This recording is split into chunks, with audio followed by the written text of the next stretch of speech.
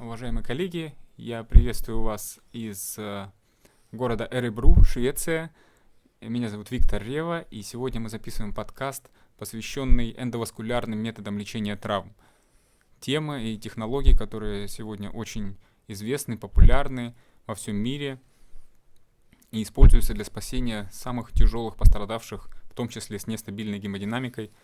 И со мной сегодня врач-хирург, сосудистый хирург, доцент университета Эребру Хорером, который не так давно посетил нашу конференцию в Санкт-Петербурге, и сейчас он является президентом общества EVTM, Endovascular Trauma Management, общество, которое занимается как раз вопросами разработки, улучшения качества оказания помощи с использованием эндоваскулярных методов не только при травме, но и при кровотечениях.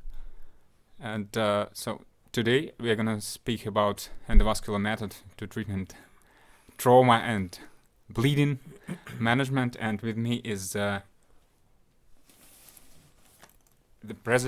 current president of the Society of Endovascular Trauma Management, Horerom.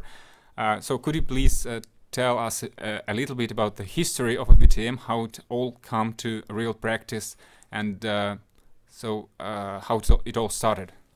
Thank you very much for this talk, Victor. I think, it started as EVTM as endovascular trauma, but evolved into endovascular resuscitation and trauma management. And I think we can say that it started many years ago when I came into the endovascular world, treating ruptured aneurysms as a vascular surgeon.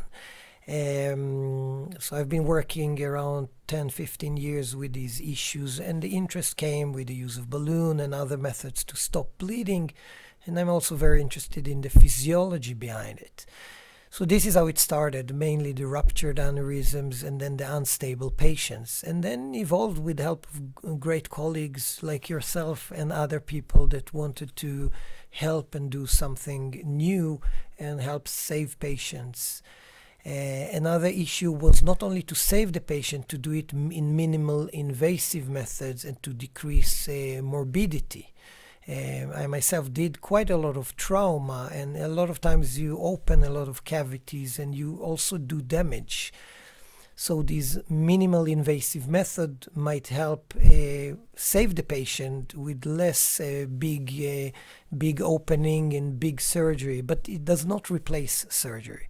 So it evolved in the last 10 years, I would say. So do you remember when this idea flashed your mind about using endovascular techniques in trauma? Yeah, around 2005 when I came into the vascular world, and we used it on ruptured aneurysms. But then I was a lot in the trauma world before, but then I saw and felt the endovascular tools, and I felt this might help other patients. And then around 2009 I did some experiments and then clinical cases which were not related to rupture aneurysms, and I thought this might be useful. Then you have to remember that in Sweden there is not a lot of trauma, or in our city relative to other big cities. So it increased, and the interest increased during time. And then, of course, all of us remember the cases that we didn't succeed on trauma, and other cases that you think maybe there I could help with endovascular or hybrid tools. So coming back to the origin to ruptured aneurysm, started many years ago, and now the situation with improving and implementing endovascular techniques is evolving. But here in Erебru, you started using it very early.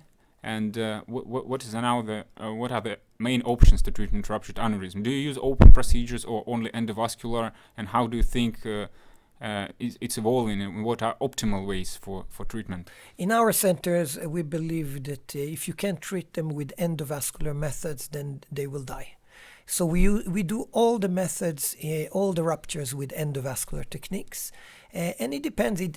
Rupture decreased, the amount of ruptures decreased in the last years, maybe due to screening or good medical treatment, but we treat all of them with endovascular methods, sometimes hybrid, but we do not open the abdomen in a rupture case, and of course not in the thoracic ruptures. So all of them are done with endovascular tools, and we have quite good numbers, good success, but it also has to do with how we have our medical center. It doesn't fit every center, but it's also now in guidelines. So in general, ruptures should be treated with endovascular methods if available. So it means that not only you personally perform these procedures, and your senior colleagues and younger colleagues, so this is a team approach. And does it mean that you have a special mindset to treat, which translated from purely vascular ruptured aneurysm to trauma? And now this mindset, endovascular mindset, is being translated to EVTM and all their endovascular world. Yeah, I agree completely. And as you know, the endovascular revolution started in Russia with the first EVAR done in the world and reported in the Russian literature, and then continued with embolization and other technique. And now it's coming more and more to other fields. And the mindset is cooperation with colleagues and the whole team, and of course team approach, because without it you cannot do it. You cannot do it yourself. I've been taught by great masters, and we're trying to build it further and learn from each other and learn from others, and trying to do this in a way that we can be better. So why do you think these initial techniques treatment of trauma, as you mentioned, Volodos work, which is recognized now as a pilot work in treatment of trauma using endovascular techniques. Why do you think it didn't happen in late 80s, when this stent graft appeared? Why we just waited for 30 years to have these techniques broadly implemented? I think it has to do with the first that not many people know about it, and then this revolutionary work needed time to spread, and of course the technology. So the catheters are better, the ultrasound is better, the CT is better, all the machinery, the technology, people know how to do things. We learn from each other. So I think these obstacles, and of course the cooperation, which became much better between different disciplinaries, and we learn from each other. But it took some time, but I deeply believe that some of the casualties of the 80s in your countries and other countries could be saved today.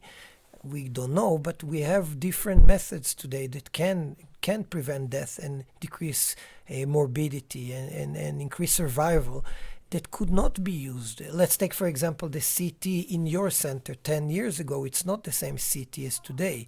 Ultrasound, catheters, and the knowledge itself. Okay, so summarizing current techniques in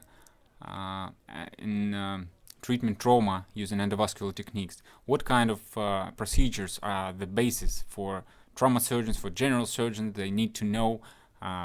So talking about basics in EVTM. I think the basic and most important is the set of mind, that endovascular tools and hybrid combined tools can help you, and it's not replacement of surgery, it's a helping tool for surgery. Then you have to know what the patient needs, of course, and then vascular access, use of ultrasound, working with guide wires, balloons, etc. Maybe stent graft. Depends on what you're doing, of course, what level of education you have, what you can do, not your profession, but what you can do. And of course, RIBOA, balloon occlusion of the aorta. So I think these are the major tools. And a more advanced tool like stent grafts and embolization depends on what you're doing. These are the basic stuff. And then new tools are coming like ECMO, SAP, and different other perfusion of the aorta, of the heart via the aorta. So there are new tools coming, and it depends on what your interest, who are your patients, what your basic things, or what you need as basic tools. Vascular access is the number one. Okay, do you think, so does it actually affect the current ATLS protocol, ABCDE, so everyone knows. And do you think 10 years ago and today, has anything changed in a primary survey or secondary survey in this very, very acute phase of treatment patient upon admission, upon arrival in a hospital? I think for the stable patients or non-bleeders or stable in general, it might be less important. But for the non-stable or potentially non-stable patient or bleeders, it's extremely important. And the ATLS is old-fashioned in my world, in my opinion anyway. In my personal opinion, vascular access should go in the primary survey as you intubate or even before you intubate the patient, as you showed in some of your cases that you've been doing. And I think it's very important, but it takes time to change the practice and the guidelines. And we will see what the ATLS and other organizations will do with this. We need also to have more data in order to change the praxis. And of course, we have to rely that we don't do any damage and that we can use vascular access in a safe way. But I believe in 5 or 10 years that ATLS will change, including more RIBOA, vascular access, different other tools to give massive transfusion and treatment in trauma. So can you conclude that endovascular techniques have to be used in trauma and polytrauma with unstable hemodynamics? Can we draw such a conclusion now? Yes. This, I believe, it's a very basic thing. And of course, you might manage without them, but I think the patient will win from situation and that you have these tools. It's like asking if you can manage without adrenaline, you can use something else. Of course, you need different tools, but I see it as part of the basic modern treatment, and I believe it will be taken into guidelines very soon. And of course, technology is very important. The use of ultrasound, etc., CTs.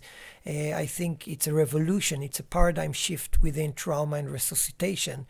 So how we treat today and in 10 years is completely different than 10 years ago. Do you think it's applicable for all the countries or all the part of the world, or just for high-income countries? Do low-income countries use, or potentially can they use these endovascular techniques in trauma when they have no hybrid rooms, ECMO, etc.? Does it really valid for low and middle-income countries? I might be radical and say that it might be more valuable to low-income countries. For example, here in Sweden, I can give 40 or 60 units of blood without hesitating. I have CT as many as you want. I have ultrasound, a lot of tools. ICU, for example, unlimited in general. And in other countries, for example, in postpartum bleedings, when you have only 1 or 2 units of blood, you don't have ICU. So if you use endovascular tools very early and decrease the amount of bleeding, you have a lot to win. That's why I think that maybe here in Örebro, maybe 15-20 cases per year of RIBOA. I think in other places it might be used more and save more life. Again, I can give, in postpartum bleeding, I can give 8 units of blood. I can go to the ICU, monitor the patient. But what do you do in a small hospital somewhere that you don't have these resources? You have to stop the bleeding earlier. You have to be more aggressive with these tools that can help you, in my opinion. Okay, can you for those hospitals that can use and have not started using endovascular techniques, can you enlist some basic procedure, some basic pathology, some basic trauma patterns that can require using basic endovascular techniques or some advanced endovascular techniques? Like, for example, what are the indications now for vascular access upon admission? So let's start with vascular access.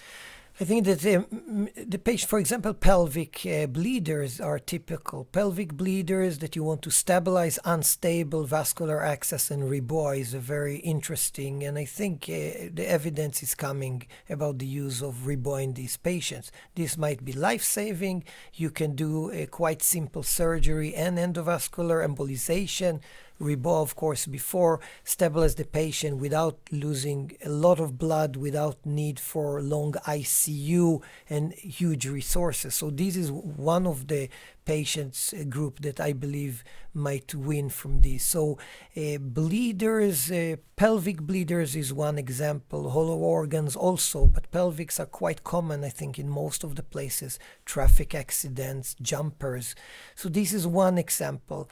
And then you need quite simple tools like access and rebois. You don't need advanced tools. Embolization is also, you can use very simple tools for pelvic embolizations. So this might be one example. Then we will see if evidence comes on non-traumatic use of rebois in, for example, heart stop in cardiac arrest, which might also help get a patient to spontaneous circulation or ROSC. We don't know yet. But this also might be a tool, especially in places where you don't have ECMO, so you can use it to try to save the patient. Okay, so summarizing, we already mentioned ruptured aneurysm, pelvic trauma, non-traumatic cardiac arrest, some bleeders in the abdomen, not only trauma again, just ruptured pseudoaneurysm, for example, splenic, postoperative bleedings, and cancer surgery, iatrogenic, for example, the hostile abdomen, when you have to take out a tumor, you have hostile abdomen or very hard, you can use simple methods to help you in your surgical process or your procedure. So these kind of examples are quite simple, even in a place with not so much high tech around and not a lot of money. A simple balloon can take you out of problems. For example, in elective surgery, for example. And what about gastrointestinal bleeding? Yeah, stabilize the patient. You probably can save the blood transfusions and do the gastroscopy or the surgery to stop the bleeding and stabilize the patient first with, for example, rebois. So do you have in a world without strong, robust evidence on using rebois in reality? What are your institutional indications for rebois in trauma, let's say? So when the patient in polytrauma, so you have just received the information about a common patient. So what are your strict indications to put a rebois in? Is there something? Yeah, I will start with indication for vascular access. And every major injury, even if stable, and you know that it's a major injury, will get vascular access. Of course, if it's a hand injury, amputation of the hand, maybe it's not relevant. But in general, of course, or if you're injured in the pelvic itself, it's a problem. But in general, every major trauma, penetrating or blunt, will get a vascular access. And if the patient is unstable or potentially unstable, we might consider taking in the rebois catheter. And if it needed, then we inflate the rebois itself. So the numbers will be quite small, but when you use it, you need it. So I would say pressure around 90 and below systolic, 90 mercury. I would definitely do a vascular access and put in a deflated rebois in, not using it until I know I need it. So you place an arterial line in the femoral region all the time in polytrauma, or you start with the radial artery catheterization? No, always femoral artery and preferably bilateral, preferably also one vein access. So we do always bilateral, depends on the time aspects, bilateral femoral artery access and one venous. But we're trying to do it, not always managing. We do not want to postpone any activity like going up to the surgical suite. So if you manage, you do bilateral access, and then you get invasive. You take blood gases and you connect it to the monitor, and then you have an invasive blood pressure, so you know what you're doing. And you do it at the emergency department, right? In the trauma bay. In the trauma bay. And then you go to, according to the situation, so the patient with the balloon is relatively stable. Then you place and refer this patient to the CT scanner or to the operation room? Almost always to CT, only in ongoing CPR, no pressure, extremely low pressure, then I would go to the surgical suite. Or if it's obvious, like a cardiac injury, that you know that you see the knife or something like this, then you know you have to go to surgery. I always prefer to do a CT if possible, to see, especially in blunt trauma where you don't know where is the injury. I've been taught, and I believe in this, if I see the knife, I know what is injured. If it's blunt injury, I never know if he is bleeding from the brain or if he has a cardiac tamponade. I'm using the FAST, the ultrasound, but you never know really where are the injuries and what you can do in blunt trauma. So always vascular access. If unstable, we get a RIBOA, and if you can do CT, and the majority you can do a CT angio on arterial and venous phase, and then you know what you have, and then go to the surgical suite or hybrid suite. So in this aspect, two questions. Are your radiologists happy with receiving the patients, so not even borderline, is unstable and only stabilized artificially with the balloon? Are they happy to receive such a patient, and how long does it take to perform a CT angiography? So usually, we have good communication with them. We are following with them, the whole team, with the anesthesiologist, the surgeon, and of course we're trying not to do something dumb, not to go with very unstable. We're trying to do what's best for the patient, and they understand it. The CT scan itself, it's minutes. The problem is the transfer and all the tubes and all the monitors and all the transfer of the patient. Usually it would take, I would say, between 10 and 20 minutes, maybe more to 20 minutes to get in and out of the room. And then we decide if we go to the ICU or to the surgical suite. But I would say 20 minutes if you rush it, and we have a protocol for it. The CT itself, it's around 3 to 5 minutes. It's not the CT time, it's the transfer of the patient and details around it. And the radiologists are very happy. They're helping us and part of the team, so we don't see a problem with it. So do you typically deflate the balloon for performing CT angiography? How do you deal with this good contrast feeling of the runoff to reveal the real problem? There are very few cases we take with the balloon to the CT, and then we're using partial RIBOA and trying to lift the pressure, hold the pressure, and then maybe decrease it a bit when you do the contrast, which is some seconds. You know when the contrast is coming, but it's challenging, so it's not easy, and we have few patients that needed it. We have one of the patients that we inserted RIBOA in the CT itself, but we had vascular access already, so it was good.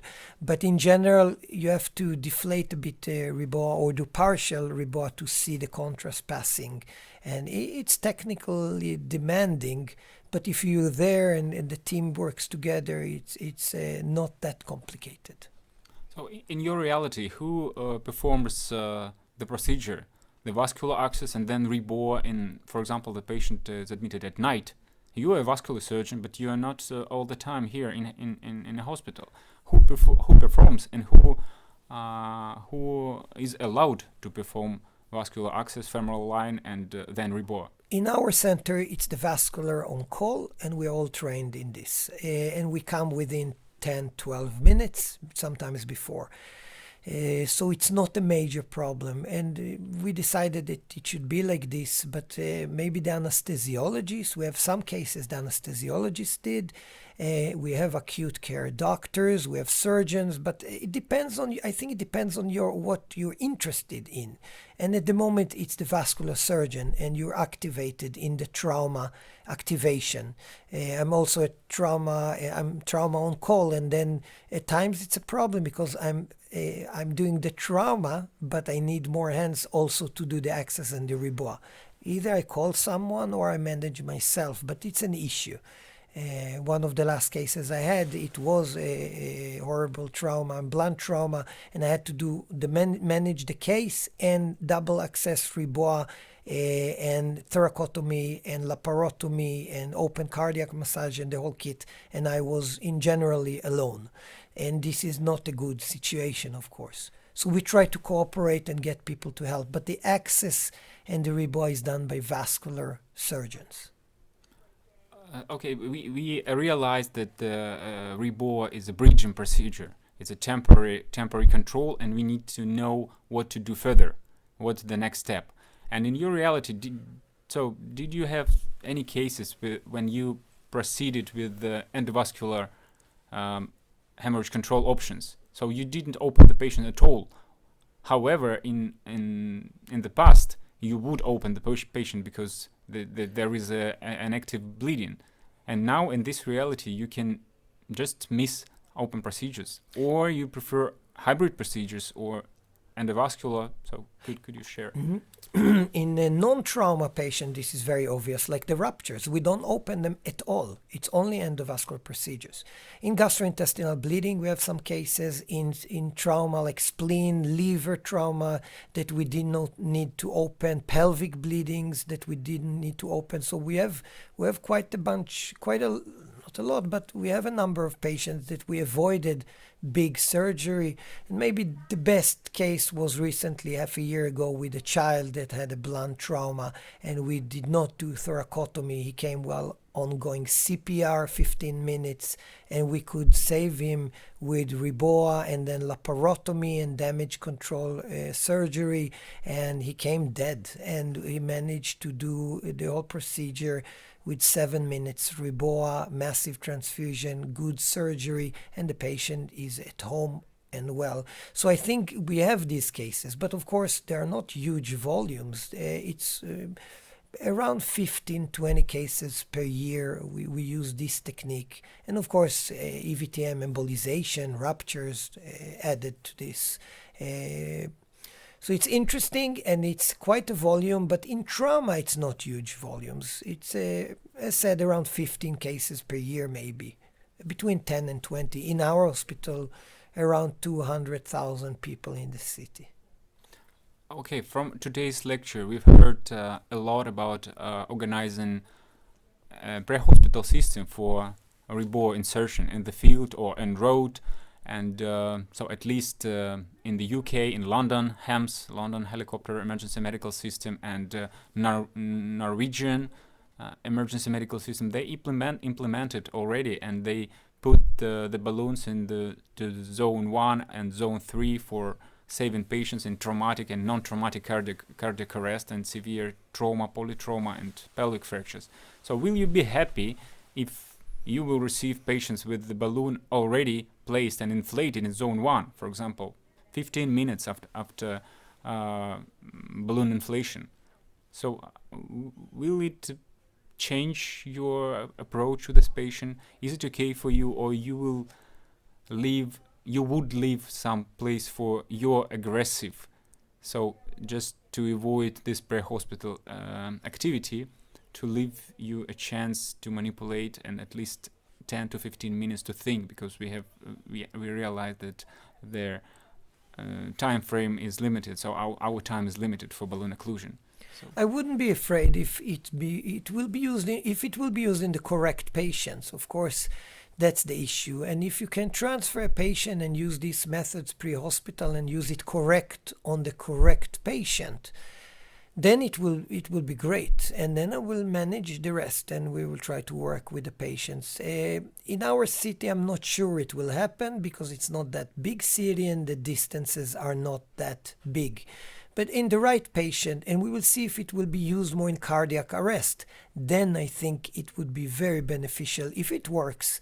And we have some cases, then it would be a great thing to bring in a case with the ongoing CPR with balloon or ROSC after the balloon and manage the case afterwards. But we don't have data on this. We have limited experience as everybody else. No, evidence is quite low now, but Yes. so everyone is looking forward to hearing the results of the pilot study, UK REBOR trial. Maybe it will change something in indications and contraindications for the REBOR, at least for trauma. But so technologies and techniques are developing fast. And so can you shed some light on next steps of the REBOR? REBOR is a quite known procedure. What are other steps? Do we have something more to save polytrauma patients, severely injured patients? Yeah, I think REBOR is just one tool. So I think embolization, stent grafts, better access tools, better imaging, different tools to stop bleeding faster, to give massive transfusion better, to give better transfusion, like for example blood directly to the heart, or medical medicines like the SAP, intra-aortic perfusion of the heart. I think these are amazing evolving techniques, but we don't know yet. We have to see data or use it. I think there is a huge potential both in trauma and non-trauma, and that's why I believe endovascular resuscitation and trauma management will be a game changer. And then you have to remember the ECMO that is increasing, maybe not for trauma, but for unstable patient. Huge advances in endovascular technique that I think will change the way that we treat unstable patients in the future.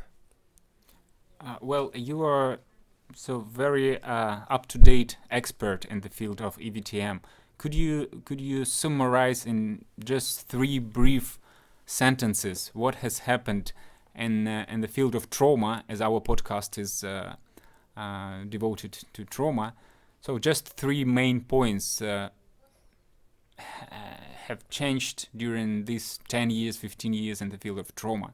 Yes, embolization, stent graft in major vessels, REBOR. These are the 3 major things that happen within trauma treatment, as I see, and part of damage control, etc.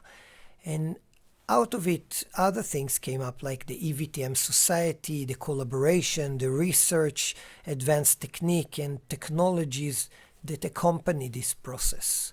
As I see game changing in trauma management in the last years, and it will be a revolution in trauma management in the coming years in unstable or bleeding patients, as I see it. So it's you are running the society of EVTM, and you were re-elected as a president, and we realized the value of your input. Could you please share some data about this platform, educational platform? So you have done a lot, and you and your team, it's a team approach in developing the skills, sharing knowledge, and this educational platform about your workshop. Just maybe just brief sentences. What have you done without any shy? Because so people should know what has happened in this world. Okay, it's not me, it's we. It's a group of people in collaboration, like a colleague from Russia and other countries. We established the EVTM Society, the JEVTM, which is a peer-reviewed journal. EVTM workshop, EVTM meetings like the one in Russia in the last summer, and other places, workshops all over the world, and increasing activities in different society, collaboration with different societies. So I think it's been major development, a video archive that we are working on, different hybrid techniques, books like Top Stent in English and in Russian, and EVTM textbook, a lot of data, a lot of studies, animal basic research and clinical research that is being done. So all of this has been established by working together with many people and trying to collaborate on this issue. So there have been major developments. It's also scientifically approved and published now in many respected journals and textbooks about the EVTM and the activities and the science behind it. So I think we're going now to the next level of more collaboration, spreading the news, getting more friends with multidisciplinary work with our friends from different disciplinaries and collaboration. And I think it will rock and go up and increase in the coming years. And we will see how it works. Good, no ego, just good collaboration and good science. Yeah, this is a summary of all this society and collaborative efforts. And so I think it concludes our today's session, our podcast, and I would say that we are now finishing our first day of the EVTM workshop, which is for me is one of the best possibly organized and very effective in training at least basic knowledge and some advanced technique in endovascular trauma management. So tomorrow we will meet a lot of different procedures during animal lab training using C-arms. So the top experts from around the world have come to Örebro, the capital of EVTM, to teach us and teach younger students and residents how to think about EVTM, how to think in an innovative way, in a creative way to fill the gap of today's knowledge and treat patients better, because everything what we do is for taking care of our patients. Thank you very much, Tal, for your time for this workshop, and to you and for your team for all these efforts to develop endovascular trauma management approach. Thank you for your great work and спасибо. Спасибо большое. На этом мы завершаем наш подкаст. Слушайте нас дальше. Это СМАРТ Каст. До встречи на наших будущих сеансах. Всего доброго. Пока.